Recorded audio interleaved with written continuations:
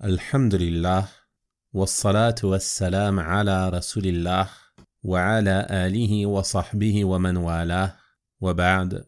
Chers frères et sœurs, nous continuons ensemble l'étude du livre de l'imam Sidi rahimahullah, Usul al-Aqaid ad-Diniyya, sur les fondements de la croyance islamique.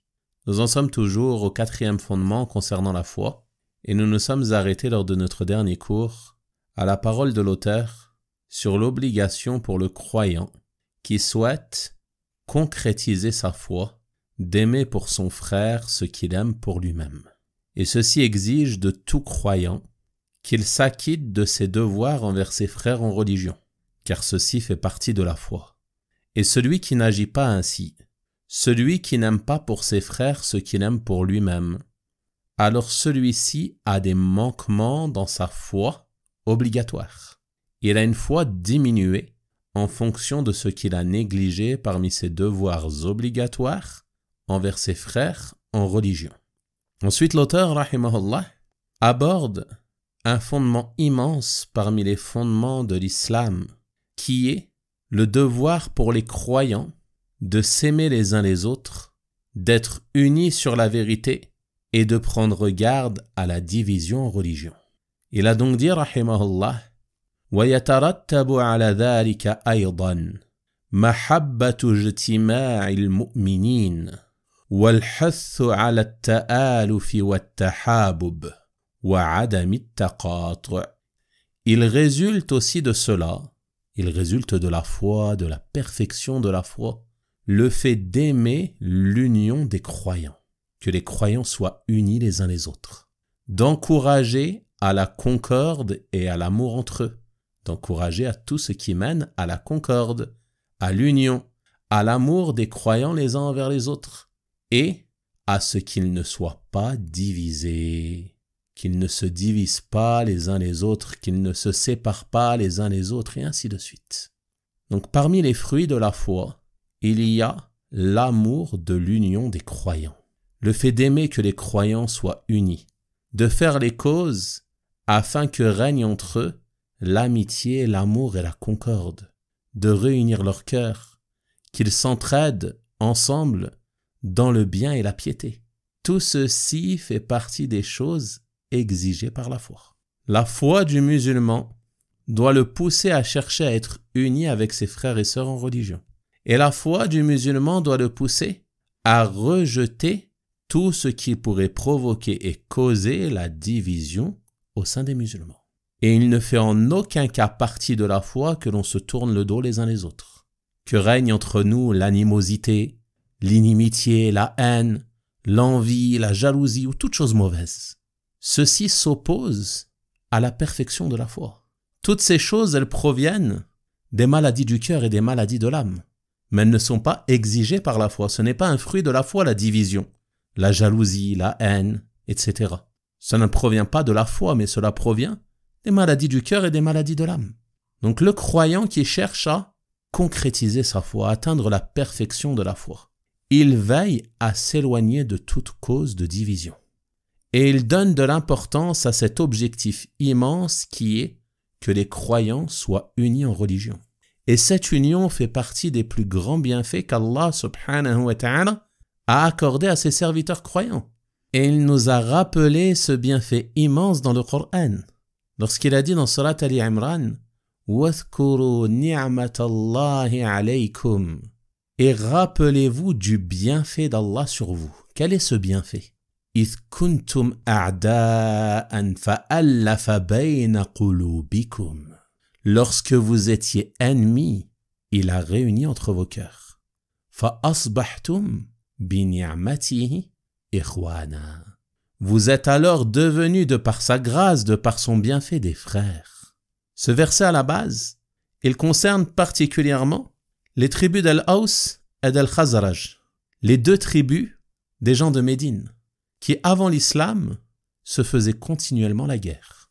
Puis Allah subhanahu wa ta'ala les a réunis sur l'islam et ils sont devenus des frères. Et de la même manière, ne vois-tu pas que parfois, les gens sont divisés, ont de l'animosité entre eux pour des raisons mondaines.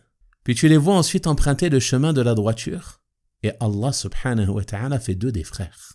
Allah leur accorde ce bienfait, il les réunit sur la foi.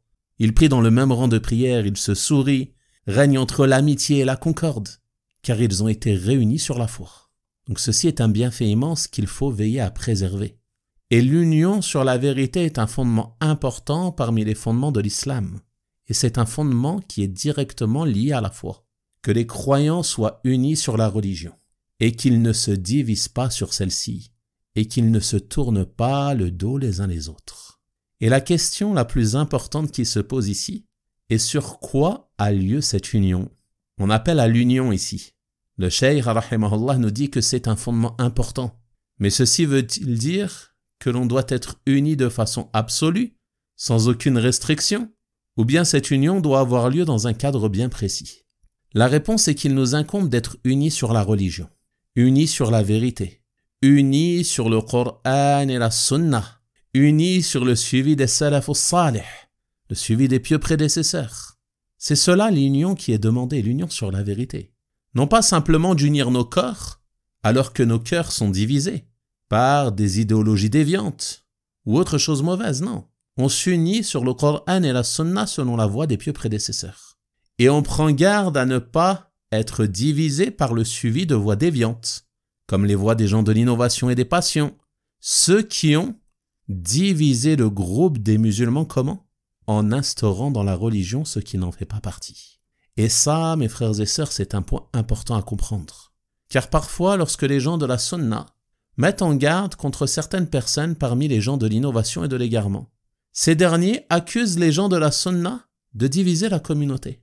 Alors qu'en réalité, ces mises en garde ont pour objectif l'union au contraire. Et on parle ici des mises en garde légitimes, celles qui sont faites avec science, non pas les mises en garde sans preuve, dénuées de science, dénuées de preuves. Ce n'est pas cela qui est visé, mais on parle ici des mises en garde qui sont faites avec science contre les personnes égarées qui appellent à des voies nouvelles en religion. Nous leur disons donc qu'en réalité, c'est en instaurant leurs innovations, en instaurant des choses nouvelles en religion, qu'ils ont semé la division. Car si on revenait tous à ce qu'Allah nous a ordonné, on ne serait pas divisés. Allah subhanahu wa ta'ala dit dans le Coran وَاعْتَصِمُوا بِحَبْلِ اللَّهِ جَمِيعًا وَلَا تَفَرَّقُوا. Et cramponnez-vous tous ensemble au câble d'Allah et ne soyez pas divisés. Médite bien sur ce verset, cramponnez-vous tous ensemble. Est-ce qu'Allah subhanahu wa ta'ala a simplement ici ordonné l'union, d'être tous ensemble? Est-ce qu'il s'est arrêté à cela? La réponse est non, bien évidemment. Il nous a ordonné de nous cramponner tous ensemble, certes, mais à quoi? Au câble d'Allah, à l'islam, au Coran, à la sunna, au tawhid, à l'ikhlas, le culte exclusif voué à Allah, à l'obéissance à Allah, au groupe des musulmans unis sur la vérité. C'est cela l'union qui est recherchée. Le fait de s'unir sur la religion de vérité. Le fait de s'unir sur le Coran, sur la sunna, sur le suivi du messager sallallahu alayhi wa sallam. Et non pas de s'unir avec toute personne, quelle que soit sa croyance, quelle que soit sa voix, et ainsi de suite, non. L'union est l'union sur la vérité, c'est celle-ci qui est louable. Et cette union doit être préservée. Et de la même manière qu'Allah subhanahu wa ta'ala nous a ordonné l'union sur la religion, il nous a interdit de nous diviser. Comme vous l'avez entendu dans le verset « Wala tafarraqu » et ne soyez pas divisés. Il nous a interdit de nous détester entre croyants. Et c'est pour cela que l'auteur rahimahullah ta'ala dit ensuite « Wa yabra'u ahlu sunnati wal jama'a min at-ta'assubat wa at-tafarruq wa at-tabaghud » Et les gens de la sunna et du groupe sont innocents, ils désavouent tout esprit partisan, c'est-à-dire tout sectarisme, tout fanatisme. Ils désavouent également la division et la haine mutuelle, c'est-à-dire la haine des croyants les uns envers les autres. Les gens de la sunna, ils sont innocents de cela. Tout esprit partisan et tout sectarisme, tout fanatisme s'oppose à la voie des gens de la sunna. Tout ce qui mène à la division et la haine entre les croyants s'oppose à la voie des gens de la sunna. Et les gens de la sunna sont innocents de cela. Plus encore, le cheikh rahimahullah ta'ala nous dit وَيَرَوْنَ هَذِهِ الْقَاعِدَةَ مِنْ أَهَمِّ قَوَاعِدِ الْإِيمَانِ. Subhanallah.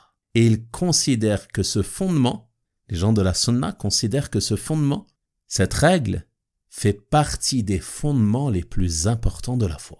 Le fait d'être unis sur la vérité, de prendre garde à tout esprit partisan, à tout sectarisme, à tout fanatisme, à tout ce qui mène à la division et la haine entre les croyants.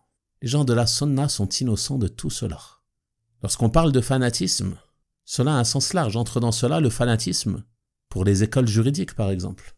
Le fait de se fanatiser pour le madhab Hanafi, ou Maliki, ou Shafi'i, ou Hanbali.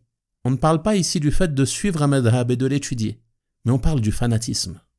De se fanatiser pour une école, d'avoir un esprit sectaire, et que ceci soit la cause de division entre les musulmans, au point qu'on puisse trouver des gens qui veulent faire revivre l'esprit partisan entre les musulmans au point d'interdire aux Hanbali de se marier avec une femme malikite. Ça, c'est une forme de sectarisme. Ça, c'est l'esprit partisan duquel les gens de la sunna sont innocents. Et cela est présent aujourd'hui dans la sphère francophone, chez certaines personnes qui se mettent en avant dans la prédication. Parmi les gens qui enseignent dans les mosquées, sur YouTube ou autres, qui vont conseiller aux Hanbali de se marier qu'avec une femme du madhab Hanbali. Quelle est cette religion qu'ils suivent? D'où vient cet esprit partisan? D'où vient ce sectarisme? On trouve aussi des formes de fanatisme chez les gens pour leurs origines. Celui-ci est algérien, l'autre est marocain, l'autre est tunisien, turc, malien, sénégalais ou je ne sais quoi. Et tu les vois se penser supérieurs les uns aux autres, en fonction de leurs origines. Les gens de la sunna sont innocents de cela. Inna akramakum indallahi atqakum.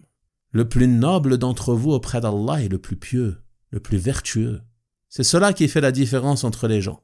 Et il n'est pas permis de lier l'alliance et le désaveu en fonction des origines, de l'école juridique ou autre chose semblable. L'alliance et le désaveu, il n'est pas lié à l'école juridique, il n'est pas lié aux origines, il n'est pas lié à la tribu, il n'est pas lié au quartier ou je ne sais quoi, non. L'alliance et le désaveu, il n'est lié qu'à la foi, à l'islam authentique. Également les éloges, les compliments et les critiques. Ils ne sont pas liés à cela. Si tu es du même madhab que moi, je fais tes éloges, je te complimente, je vante tes mérites. Mais si tu es d'un autre madhab, d'une autre école, alors je te critique et je te rabaisse. Et de la même manière avec les origines. Tu es de la même origine que moi, je m'allie avec toi, je fais tes éloges, je te complimente, je t'aime, et ainsi de suite. Mais si tu n'es pas de la même origine, alors je te dénigre, je te rabaisse, je te critique, et ainsi de suite. Tout ceci s'oppose à la perfection de la foi. Et les gens de la sunna sont innocents de toutes ces formes de fanatisme et d'esprit partisan. Ceci ne veut pas dire qu'il n'est pas permis à la personne de s'affilier à une école juridique. Il est permis pour quelqu'un qui, par exemple, a étudié la jurisprudence selon le madhab maliki. Il est permis de dire « je suis maliki », dans le sens où il a étudié ce madhab. Mais il ne doit pas faire de cela une source de division entre les musulmans. Ceci ne doit pas être objet de fanatisme, d'esprit partisan. De la même manière, il est permis à une personne de dire « je suis algérien, je suis tunisien, je suis sénégalais », de mentionner son origine. Mais ceci ne doit pas être une cause de division entre les musulmans. Il ne mentionne pas cela à titre de vantardise ou pour que les gens s'allient autour de cela et se divisent autour de cela, non. La seule chose sur laquelle est fondée l'alliance et le désaveu en l'islam, c'est la foi. Sur la foi, l'ensemble des croyants se réunissent, quelles que soient leurs origines, quelles que soient leurs écoles juridiques. Innamal mu'minuna ikhwa. Les croyants ne sont que des frères. On s'unit seulement sur la foi authentique. Et on se divise sur tout ce qui s'oppose à cela. Le désaveu est bâti sur ce qui s'oppose à cela. Et on doit prendre garde à tout ce qui est source de fanatisme, de discorde, de division et de haine entre les musulmans. Allah subhanahu wa ta'ala nous a mis en garde contre cela dans son noble livre. Il dit subhanahu wa ta'ala وَلَا تَكُونُوا كَالَّذِينَ تَفَرَّقُوا وَاخْتَلَفُوا من بعد ما جاءهم البينات وأولئك لهم عذاب عظيم. Et ne soyez pas comme ceux qui se sont divisés, se sont mis à se disputer, qui ont divergé, après que les preuves leur furent venues. Et ceux-là auront un châtiment immense. Et Allah subhanahu wa ta'ala nous met en garde contre un des méfaits de la division et il nous dit « وَلَا تَنَازَعُوا فَتَفْشَلُوا وَتَذْهَبَ رِيحُكُمْ » Et ne vous disputez pas, sinon vous fléchirez et perdrez votre force. Comme le dit l'expression « l'union fait la force ». Lorsque les musulmans sont unis, ils sont forts. Mais lorsqu'ils sont divisés, qu'ils se haïssent les uns les autres, qu'ils se dénigrent les uns les autres, qu'ils passent leur temps à se moquer, à se rabaisser les uns les autres, ils affaiblissent ainsi la communauté. Il est triste aujourd'hui de voir nombre de musulmans agir ainsi. Que ce soit dans leur vie au quotidien ou même sur les réseaux sociaux, on voit de nombreuses choses qui vont dans ce sens, qui sèment la division. Celui-ci va dénigrer les gens d'un autre pays, ainsi de suite. Les gens entre écoles juridiques, ils se dénigrent les uns les autres. Ils se divisent en fonction de cela. Ceci ne fait pas partie de la voie des gens de la Sunna. Les gens de la Sunna, ils appellent à l'union autour du Coran, la Sunna du messager d'Allah sallallahu alayhi wa sallam, et la voie des pieux prédécesseurs, rahimahumullah ta'ala. Et on trouve dans le Coran de nombreux versets clairs et explicites interdisant la division. Et notre prophète Muhammad sallallahu alayhi wa sallam a accordé une attention particulière à cela. Il y a de nombreux hadiths en ce sens. On peut citer par exemple le musulman et le frère du musulman. Qu'est-ce que cela signifie, le frère du musulman? Il faut être conscient du sens de ce mot. Akhi, c'est pas une simple expression. Il y a des gens, il va te dire akhi et puis, ensuite, il va te manquer de respect, peut-être il va te dénigrer ou t'injurier. Akhi, ça a un sens, mon frère. C'est une parole lourde de sens. Tu dois agir en conséquence. Le prophète sallallahu alayhi wa sallam, il te dit, le musulman est le frère du musulman. Qu'est-ce que ça implique? Il n'est pas injuste envers lui. Allahu Akbar. Il n'est pas injuste envers lui. Il ne l'abandonne pas. Il ne le méprise pas. C'est ça la fraternité. Pas d'injustice entre nous, pas d'abandon, pas de mépris. Dans une autre version, il dit sallallahu alayhi wa sallam, ne vous enviez pas les uns les autres. L'envie, elle va être une cause de division entre les musulmans. La jalousie, il y aura de mauvaises conséquences.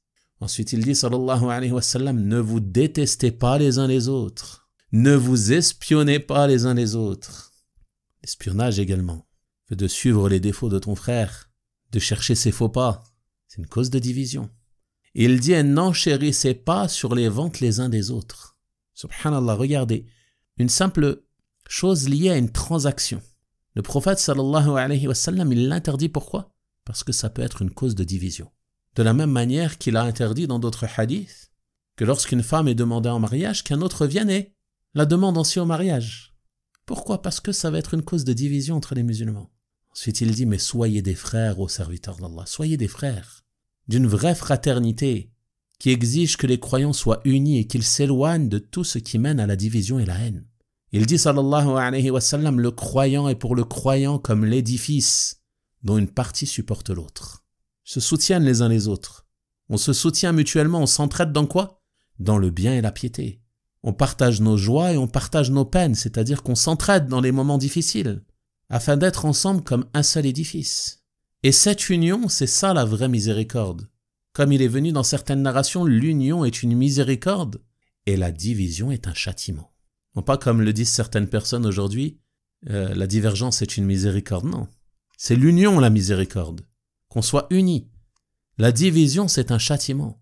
On trouve aussi, dans les textes rapportés à ce sujet, soyez unis et prenez garde à la division.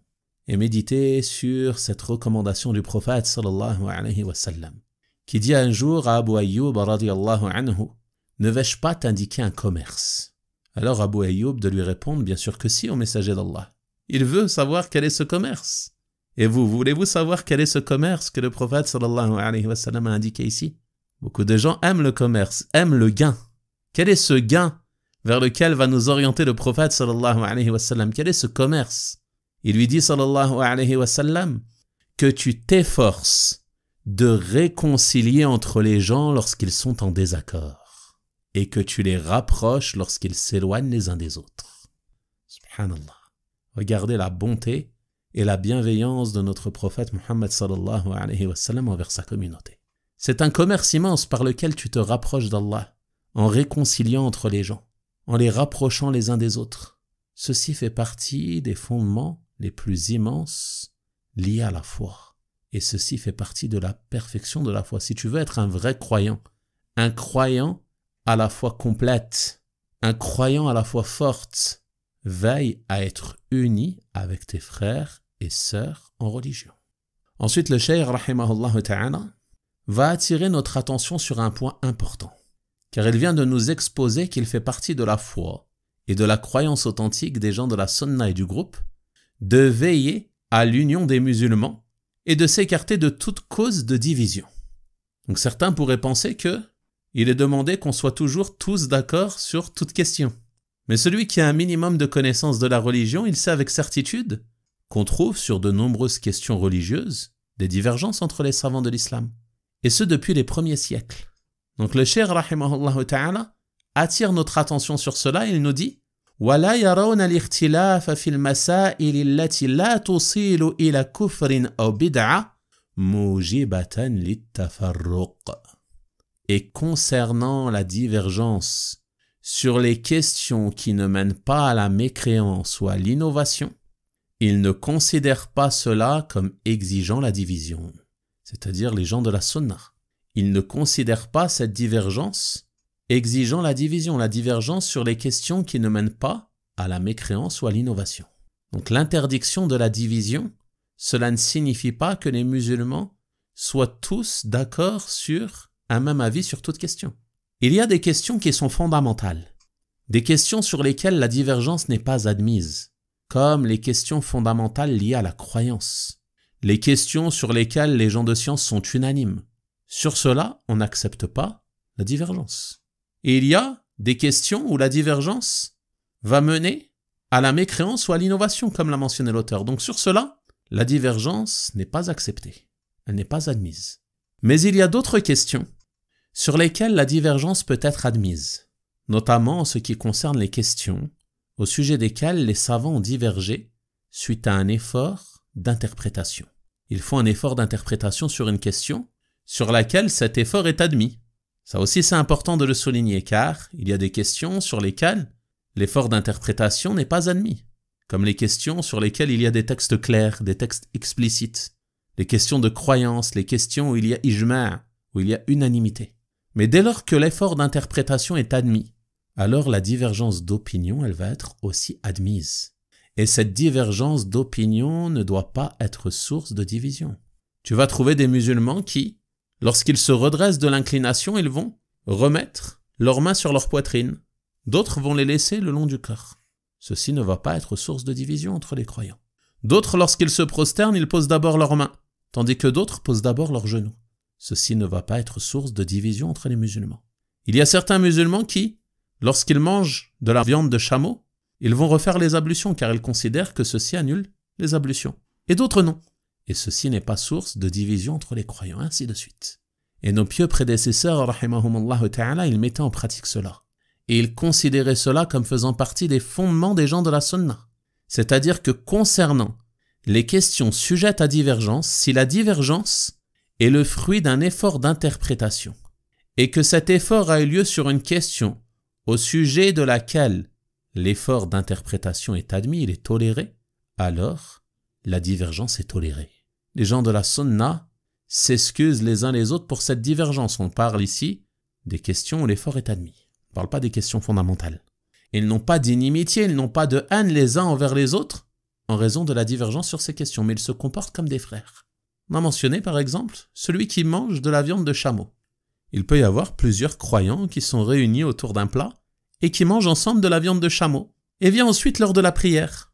Il se peut que certains aillent faire les ablutions et que d'autres considèrent que cela ne nécessite pas les ablutions. Et ceci n'est pas une cause de division entre eux. Cette divergence d'opinion n'aura aucune incidence sur leur unité, sur leur union. Car ils sont tous unis sur la même base, sur ce fondement immense qui est l'obligation de suivre les preuves. Celui-ci a suivi les preuves qui lui sont apparues et ce qu'il considère juste, et l'autre a suivi les preuves qui lui sont apparues et ce qu'il considère juste. Donc chacun s'est attaché à ce qu'il considère juste. Donc en réalité, ils suivent la même voie, même si en pratique, ils ont une pratique différente sur cette question-là. Ils sont unis car ils ont emprunté la même voie pour arriver à cette pratique, qui est la recherche des preuves et le suivi des preuves. Chacun a suivi la preuve qui lui est apparue. Toutefois, j'attire votre attention que ceci n'est pas une excuse pour suivre ses passions, suivre ses envies, car il y a des gens aujourd'hui qui vont faire quoi? Sous prétexte qu'il y a des divergences, ils vont dire la divergence est une miséricorde. Chacun choisit ce qui lui plaît, ce qui l'apaise, sans tenir compte des preuves. Et il y en a qui vont chercher les permissions. Si tu le blâmes sur une chose, il va te dire oui mais il y a divergence, tel savant a dit cela. Tu lui dis ceci est interdit, il va te dire oui, mais il y a un avis qui dit que c'est permis. Il y a divergence, ne me blâme pas. Subhanallah. Il y a des questions sur lesquelles la divergence n'est pas admise, premièrement.